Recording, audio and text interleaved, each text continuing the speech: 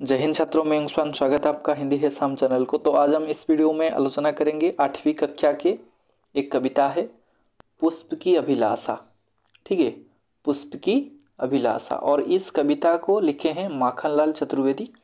तो माखनलाल चतुर्वेदी एक प्रसिद्ध लेखक थे ही, और उसके साथ साथ वो एक अच्छे निबंधकार और अच्छे नाटककार भी हैं। ठीक है, और माखनलाल चतुर्वेदी का जब जन्म हुआ था, उनका जन्म हुआ था 4 अप्रैल 1889 को, और मृत्यु हुई थी 30 जनवरी 1969 को। ठीक है, तो माखनलाल चतुर्वेदी के बारे में अच्छी मैं जानकारी दे दिया हूँ। तो अभी हम क्या करेंगे कि पुष्प की अभिलाषा के बारे में आलोचना करेंगे। तो ये पुष्प की अभिलाषा यानी पुष्प यानी फूल। ठीक है, तो पुष्प की अभिलाषा का मतलब है इच्छा। ठीक है, अभिलाषा का मतलब क्या है? इच्छा, चाव। ठीक है, तो पुष्प की अभिलाषा यानी पुष्प की इच्छा। ठीक है, फूल और इच्छा। तो पुष्प की अभिलाषा, इस कविता को पढ़ने से पहले इस कविता के पीछे एक कहानी जुड़ी हुई है, और माखनलाल चतुर्वेदी जी ने इस पुष्प की अभिलाषा कविता को लिखने का कारण क्या था, मैं आपको आज बताऊंगा। देखिए, जब 1921 में यानी 1921 में पूरे देश भर में असहयोग आंदोलन हुआ था, यानी चल रहा था, और देश के हर जगह में पूरे अंग्रेजी शासन को प्रतिरोध कर रहा था। ठीक है, प्रतिरोध किया जा रहा था, और उस समय ठीक उसी ही आवाज़ में माखनलाल चतुर्वेदी जी ने आवाज़ उठाई, जिसके लिए उन्हें 10 महीने के कठोर कारावास की सज़ा हुई थी। ठीक है, यानी उन्हें 1921 में असहयोग आंदोलन के दौरान 10 महीने के कठोर कारावास की सज़ा हुई, वो भी बिलासपुर की जेल में। जब वो बिलासपुर के जेल में थे, ठीक है, तो उसी समय उन्होंने इस पुष्प की अभिलाषा कविता को लिखा था। तो यहाँ पर देख सकते हैं, मैं आपको फोटो भी लगा हूँ। इस फोटो को कहते हैं सुरबाला। ठीक है, यानी अप्सरा। तो यहाँ पर धीरे धीरे करके पढ़ेंगे। देखिए, चाहा नहीं मैं सुरबाला के गहनों में गूंथा जाऊं। तो फूल कहता है कि मुझे कोई चाह नहीं है, इच्छा नहीं है। ठीक है, क्या नहीं है? सुरबाला के गहनों में गूंथा जाऊं। सुरबाला हिंदू धर्म के मान्यता के अनुसार स्वर्ग की नृत्यांगनाओं को सुरबाला कहते हैं, यानी अप्सरा। ठीक है, ओडिया रे कहती अप्सरा। ठीक है, और यहाँ पर आप देख सकते हैं कि फूल कहता है कि मुझे कोई चाह नहीं है, अभिलाषा नहीं है, इच्छा नहीं है कि मैं सुरबाले के गहनों में गूंथा जाऊं। गूंथा का मतलब है फंसना। ठीक है, तुम्हें जतबले फूलरे माଳ तैयारी करो, सूता लगे कि गोटे परे गोटे फूल गूंथी चलो, तो उसको कहते हैं गूंथा। गूंथा का अर्थ है फंसना। ठीक है, अगर आप कॉपी पेन लेके बैठे हैं तो आप लिख सकते हैं। तो फूल कहता है कि मुझे कोई इच्छा नहीं है कि मैं सुरबालों के गहनों में गूंथा जाऊं, वो भी मुझे इच्छा नहीं। और क्या इच्छा नहीं है? देखिए, यहाँ पर देख सकते हैं, चाह नहीं प्रेमी माला में बिंद प्यारी को ललचाऊं। वो भी कहता है कि मुझे कोई इच्छा नहीं है, मुझे कोई इच्छा नहीं है कि प्रेमी माला। प्रेमी माला का मतलब है जब वर वधू विवाह करते समय एक दूसरे से फूल पहनाते हैं, उसे कहते हैं प्रेमी माला। ठीक है, तो यहाँ पर देख सकते हैं, ये एक प्रेमी माला है, इसे कहते हैं प्रेमी माला। ठीक है, जो ओडिया रे कहती ताको फूलर माଳ।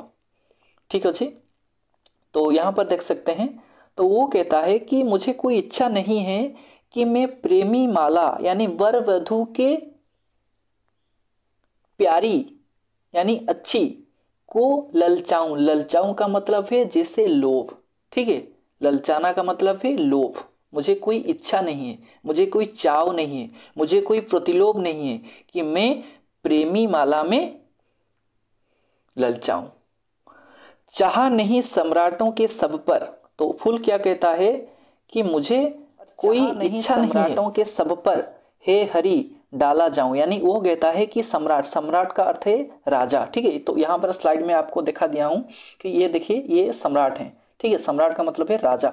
तो राजा के सब पर, यानी राजा मरने के बाद जब राजा की जब मृत्यु हो जाती है तो मृत्यु होने पर सब, यानी उनके जो कहते हैं मृत्यु शरीर उपरे फूल रहिबा पसंद करे नहीं, ठीक है। तो वो क्या कहते हैं, हे हरि, हरि का मतलब है भगवान विष्णु, ठीक है, जिन्होंने इस सारे ब्रह्मांड यानी सारे सृष्टि को बनाया है।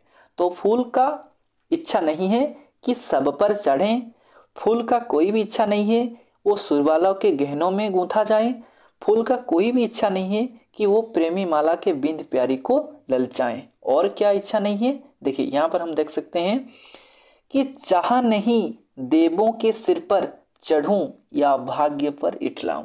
तो फूल कहता है कि मैं देव के सिर पर, तो यहाँ पर आप देख सकते हैं, ये देखिए ये है देव, ठीक है। देवों का मतलब है भगवान, ठीक है। भगवान के सिर पर यानी भगवान के मस्तक पर, ठीक है, भगवान के मस्तक पर भी हम चढ़ने के चाव नहीं रखते। तो फूल कहता है चाह नहीं, चाह यानी इच्छा, ठीक है, मुझे कोई इच्छा नहीं है कि मैं देवों का अर्थ है भगवान, ठीक है, देव देवताओं के सिर पर, सिर यानी मस्तक, सिर मुंडो जो गोंदी, ठीक है, मस्तक हो। तो चाह नहीं, मुझे कोई इच्छा नहीं है कि मैं सिर पर चढ़ूं या भाग्य पर इठलाऊं। तो फूल क्या कहता है कि मुझे तोड़ लेना बनमाली, ठीक है, बनमाली यानी बगीचे को देख रेख करने वाला, ठीक है, बगीचे को देख रेख करने वाला, तो वो होता है बनमाली। देखिए यहाँ पर ये है बनमाली, ठीक है। तो फूल कहता है कि मुझे तोड़ लेना, तोड़ना का अर्थ है क्या, प्लगिंग करना, ठीक है, फूलो तोड़ीबा, तोड़ लेना। तो मुझे तोड़ लेना बनमाली, बनमाली ये है बनमाली, ठीक है, जो बगीचे को देख रेख करते हैं। तो फूल कहता है कि मुझे तोड़ लेना, ठीक है, मोते तू तोड़ी नबू, मुझे तोड़ लेना बनमाली, देना उस पथ पर फेंक, देना उस पंथ पर यानी सही रास्ता ऊपर है। पथ का मतलब है रास्ता, ठीक है, पथ का मतलब है रास्ते पर तुम फेंक देना, फेंकना मतलब है फोपाड़ी दवा। तो फूलों कौन गूंजी, तो फूल कहता है कि मुझे तू उस रास्ते पर फेंक देना। किस रास्ते पर, मातृभूमि पर शीश चढ़ाने जिस पथ जाए वीर अनेक। तो वो कहता है कि जिस पथ पर, ठीक है, जिस पथ पर, जिस मातृभूमि पर शीश चढ़ाने यानी अपने जीवन को उच्चर करने के लिए, जीवन को बाजी देने के लिए वीर जाए हैं, यानी वीर गए हैं, उस पर तुम मुझे फेंक देना, क्योंकि उस रास्ते पर पड़ने से उन वीर सैनिकों के पैर पर अगर कंकड़ पत्थर आए तो मैं उस असुविधाओं को, विघ्नों को मैं दूर कर सकूं। देखिए ये पुष्प की अभिलाषा है, ठीक है, पुष्प की है इच्छा है। तो पुष्प यानी फूल, ठीक है, पुष्प का पर्यायवाची शब्द है, फूल भी कह सकते हैं आप, सुमन भी कह सकते हैं, ठीक है। तो इस कविता की निष्कर्ष सारांश ये है कि एक फूल छोटे से है, ठीक है, छोटे से फूल बड़े इच्छा रखता है, ठीक है, इच्छा या अभिलाषा, चाह हमेशा बड़े रखना चाहिए, बड़े रखने से ही आप बड़े होंगे। तो ये थी सारी कविता का सारांश। तो उम्मीद है आपको सभी समझ आ गया होगा, और मेरे चैनल में नए हैं तो चैनल को सब्सक्राइब करें, लाइक करें, शेयर करें। तब तक के लिए धन्यवाद। जय हिंद।